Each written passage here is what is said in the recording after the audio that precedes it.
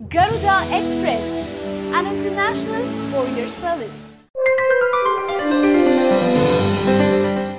ఇందిరాగాంధీ అంతర్జాతీయ విమానాశ్రయంలో 2 విమానాలకు పెనుముప్పు తప్పింది. ఎయిర్ ఇండియా విమానం కెప్టెన్ అత్యంత నైపుణ్యంతో విమానాన్ని అదుపులోకి తీసుకురావడంతో అందరూ ఊపిరి పీల్చుకున్నారు.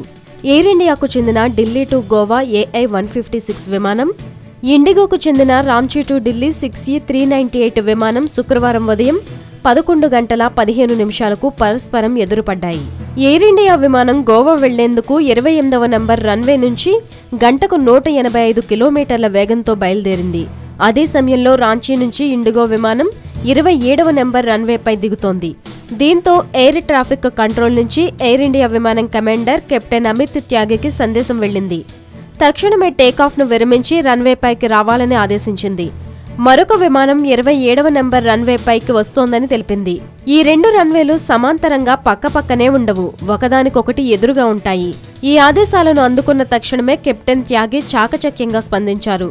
గంటకు 185 కిలోమీటర్ల వేగంతో ప్రయాణిస్తున్న విమానాన్ని అత్యంత నైపుణ్యంగా ఆపారు. ఈ విమానంలో 122 మంది ప్రయాణికులు ఉన్నారు. టైర్లు, బ్రేక్ అసెంబ్లీని తనిఖీ చేసిన తర్వాత విమానం మళ్లీ 12 గంటల 50 నిమిషాలకు గోవాకు బయలుదేరింది.